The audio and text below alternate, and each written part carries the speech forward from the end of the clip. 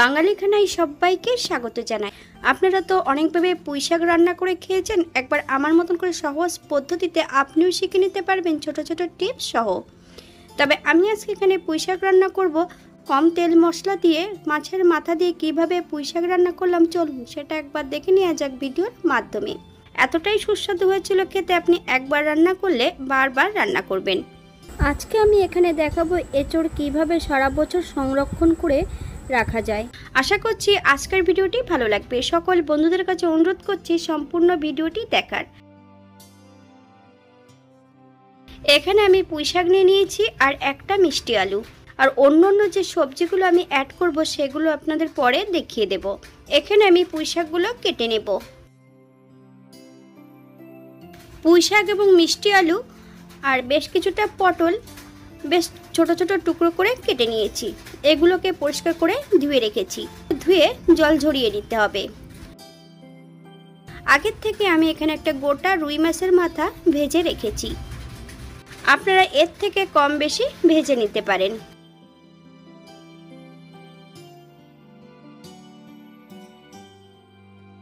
একটা কড়াইতে বেশ কিছুটা সাদা তেল অ্যাড করব। ফোড়নে রেখেছি 5 ফোড়ন। ফোড়ন থেকে সুগন্ধ বেরোলে একটা শুকনো লঙ্কা অ্যাড করতে হবে।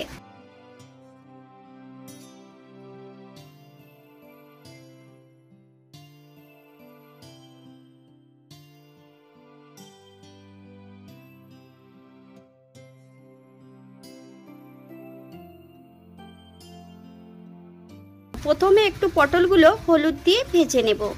আপনারা সবজিগুলো আগের থেকে ভেজে নিতে পারেন।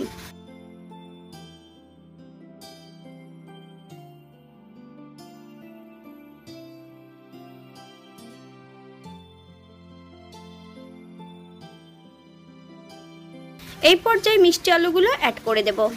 বেশ কিছুটা কাঁচা লঙ্কা। আপনারা যদি পছন্দ করেন তাহলে পরিমাণে বাড়িয়ে দিতে পারেন।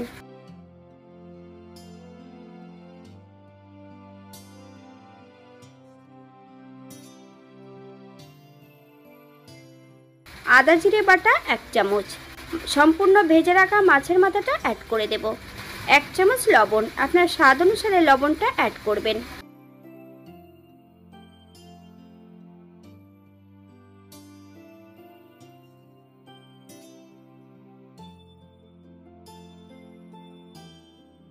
বাঙালি রান্না ঘরোয়া উপকরণ দিয়ে। আপনাদের যদি রান্নাগুলো পছন্দ হয় তাহলে চ্যানেলটি সাবস্ক্রাইব করে দিয়ে পাশে থাকবেন। পাশে থাকা বেলটি বাজিয়ে দেবেন, নইলে নিত্য নতুন রান্নার নোটিফিকেশন পাবেন না। পুঁইশাক বা অন্য শাকের রেসিপি আমার চ্যানেলে দেওয়া আছে। আপনাদের যদি পছন্দ হয় তাহলে চ্যানেলটি ঘুরে একবার দেখে নেবেন।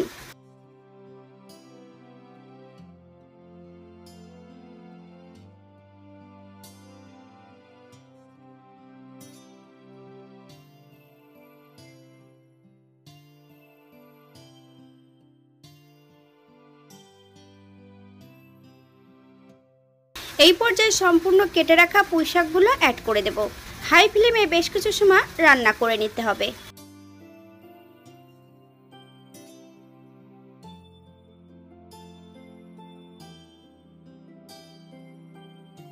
সাত থেকে 8 মিনিটের জন্য ঢাকা দিয়ে রেখে দেব, একদম গ্যাসের ফ্লেমটা লোতে রেখে।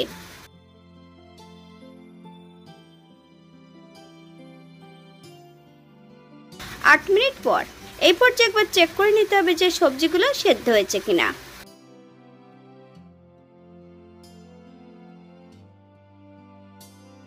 এক চামচ হলুদ গুঁড়ো। মিডিয়াম আঁচে বেশ কিছু সময় রান্না করে নেব।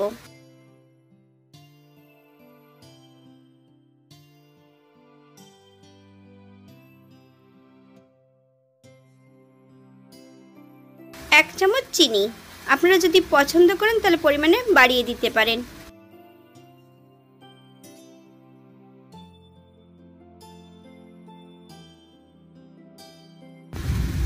আগের থেকে বেশ কিছুটা মশলা আমি শুকনো খোলায় ভেজে নিয়েছি। 1 চামচ মৌরি, 1 চামচ ধনে, 1 চামচ জিরে। এতটা গুঁড়ো মশলা অবশ্য লাগবে না, আমি এর অর্ধেকটা মশলা অ্যাড করব।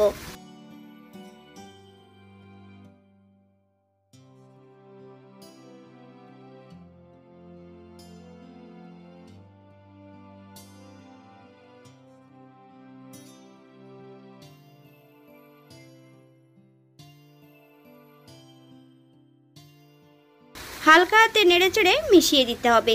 গ্যাসের ফ্লেমটা অফ করে দিয়ে 5 মিনিটের জন্য স্ট্যান্ডিং টাইম দেব, তারপর সার্ভ করব।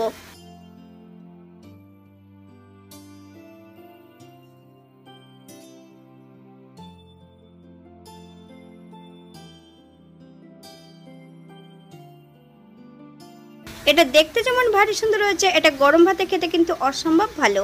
আপনার বাড়িতে একবার একই পদ্ধতিতে বানিয়ে নেবেন। যারা পেঁয়াজ রসুন এবং অন্যান্য মশলা যদি পছন্দ করেন তাহলে অ্যাড করতে পারেন।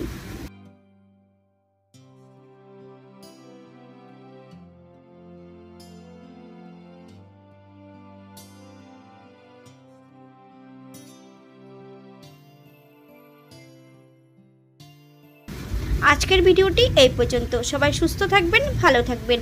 অন্যদিন নতুন রেসিপি নিয়ে আপনাদের সামনে আবার আমি হাজির হব। নতুন ও পুরনো সকল বন্ধুদের অসংখ্য ধন্যবাদ ভিডিওটি দেখার জন্য। হাতে যদি সময় থাকে তাহলে একটা লাইক, কমেন্ট, শেয়ার করবেন।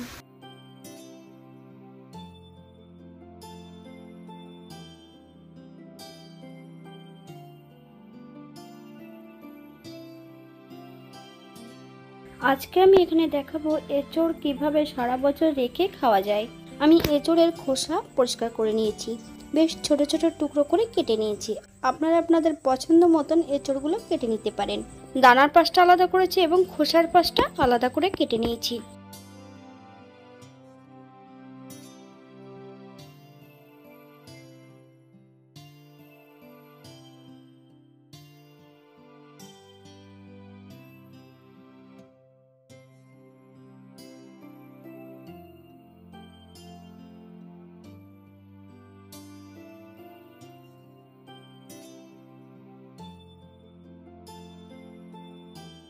এই পর্যায়ে এঁচড়গুলোকে ভাপিয়ে নেওয়ার পালা। একটা পাত্রে বেশ কিছুটা জল অ্যাড করেছি।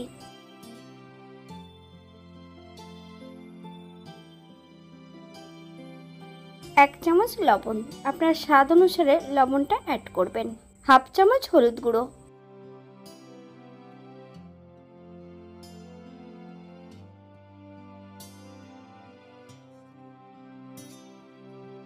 প্রথমে খোসার পাশটা ভাপিয়ে নেব।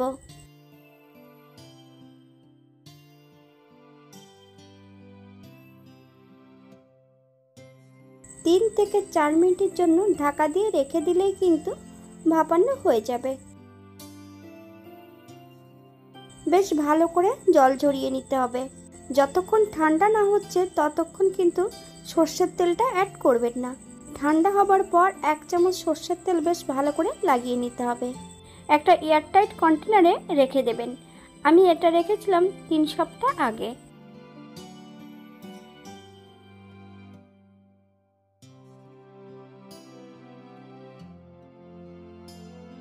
একটু বড় বড় পিস করে কেটে নিয়েছিলাম। আপনারা আপনাদের পছন্দ মতন পিসগুলো করে নিতে পারেন। যখন রান্না করব তখন এগুলোকে ছোট ছোট টুকরো করে কেটে নিলেই হবে।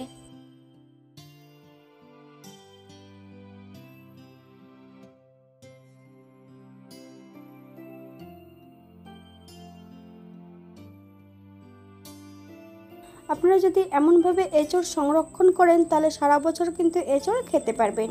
এটা রান্না করলে কিন্তু কোনো স্বাদের পরিবর্তন হবে না, একই রকম থাকবে।